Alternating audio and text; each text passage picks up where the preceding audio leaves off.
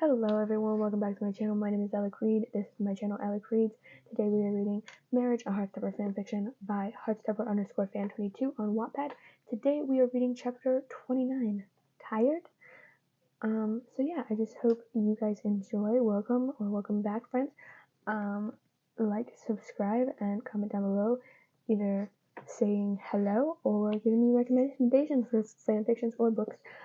Also, let me know if you want me to start a business email where you can email me and just contact me on there. That way it can be a little more quiet, I guess. I don't know. Let me know if you want to do that down in the comments.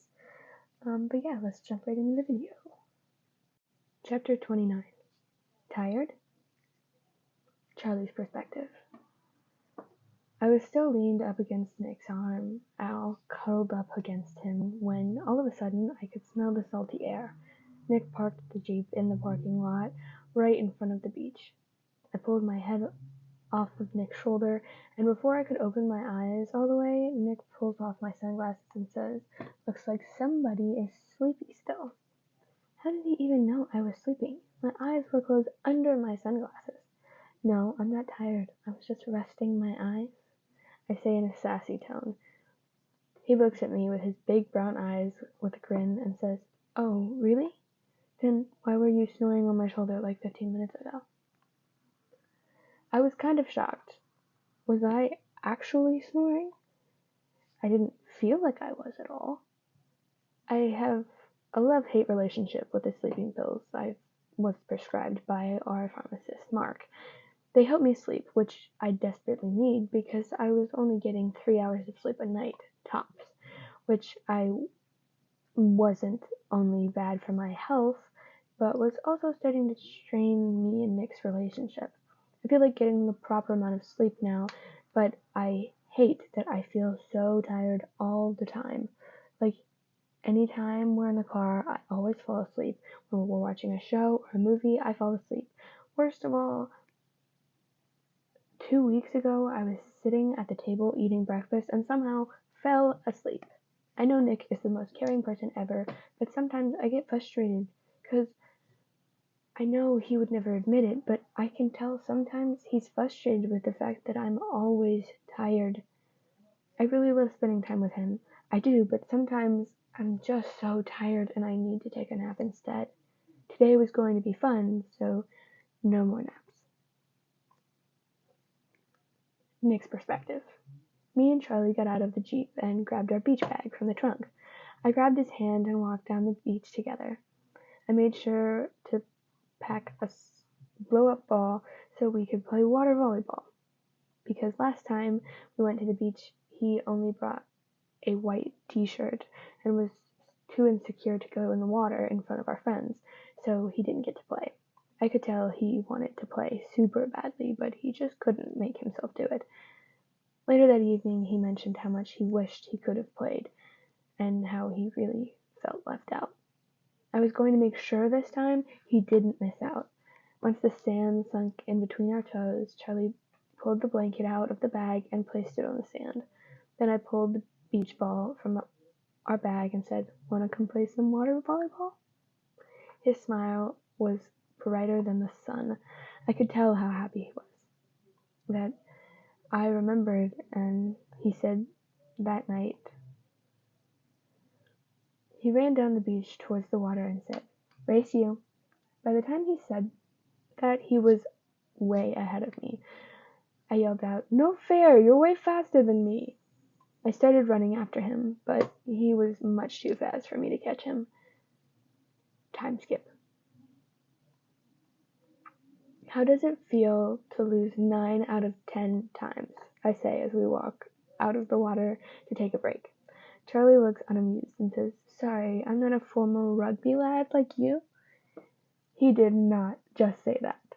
Rugby was a completely different game than beach volleyball. Plus, he played rugby too. Maybe you're forgetting, Charles, but you played rugby as well.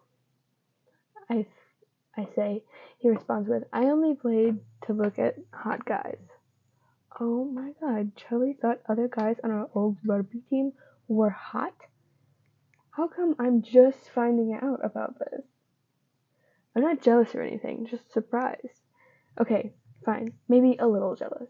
Charlie then says, somebody looks like they're a little jealous. I respond quickly, shut up, no I'm not. I look down at the ground and see a small piece of sea glass sitting on the surface of the sand. It makes me completely forget what we're talking about and immediately reminds me of our first date when we moved in together.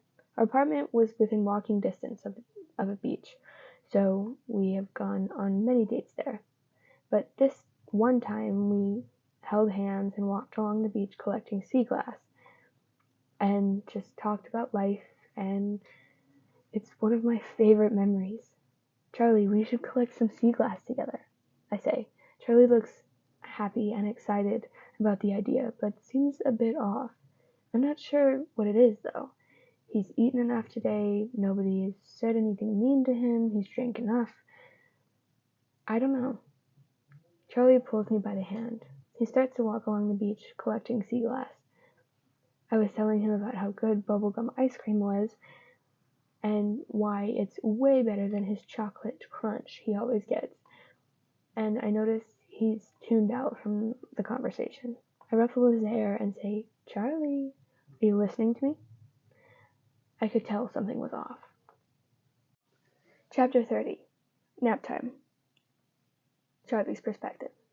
I was walking down the beach with Nick. Just looking at him mesmerized me. I was trying my very hardest to stay focused, but I could feel my eyes starting to close.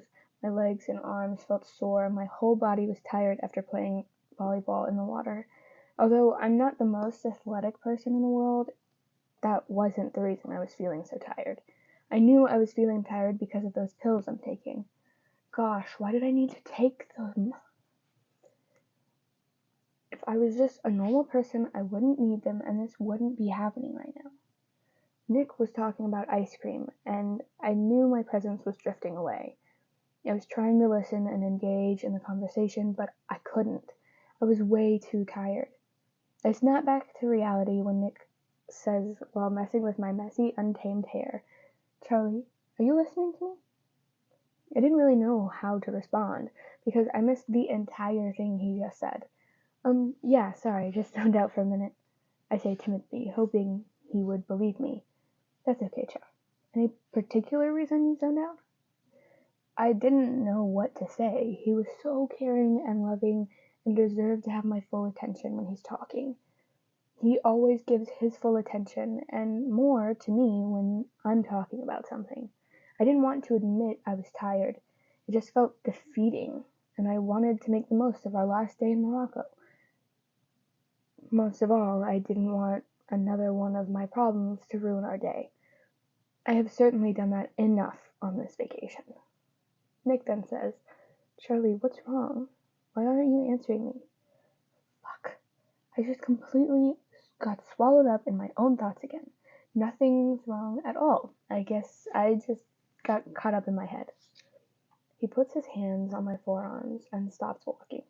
Charlie, what you just said kind of worries me. Why are you thinking about that has you so preoccupied? I felt flustered by his response. I didn't really know what to say.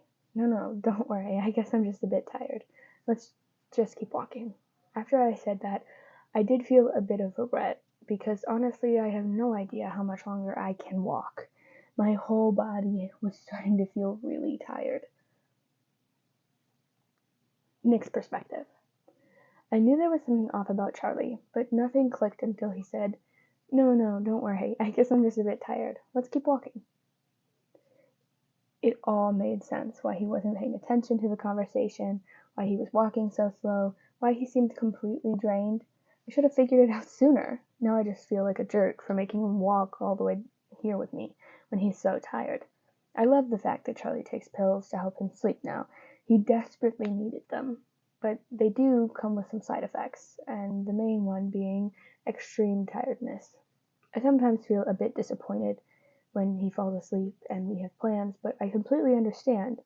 I never want him to feel guilty for listening to his body and taking a nap.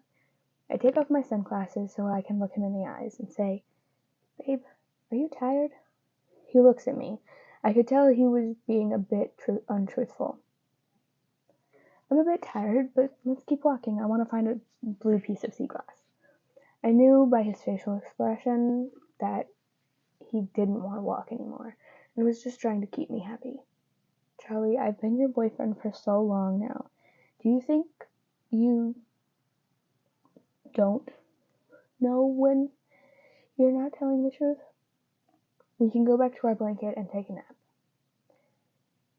I know he wouldn't like the suggestion because he's stubborn, but I didn't expect him to say, Nick, I'm not a baby that you're babysitting. I'm fine. I knew he didn't think what he was saying because we take naps together all the time, but I have no idea why he's so frustrated and irritated. I want to comfort him because I can tell there's something else on his mind, but I don't think this is the best solution right now. Charlie's perspective. Oh my god, I suddenly just snapped at Nick and I have no idea why. I just did that. He was just trying to help, and he was right too, but I hated that burning feeling of guilt I felt when I take a nap and ruin our alone time together. Plus, afterwards, I can't shake the feeling that Nick's angry or frustrated with my constant tiredness. Nick looked shocked at my rude remark. He was just standing there, speechless. He then says, Charlie, I know that's the tiredness talking, and you're not really angry at me for suggesting we take a nap. So let's go cuddle on the beach in the warm sun and rest. Then we can come back and collect more sea glass. I frowned, then say, I'm sorry. He cuts me off right away. No saying sorry, not even. I'm going to carry you back to the beach blanket, and when we get there, you're going to tell me what's wrong and what's bothering you. I smile at the thought of not having to walk back, and he throws me over his shoulder, and I almost crawl onto his back so that he's giving me a piggyback ride.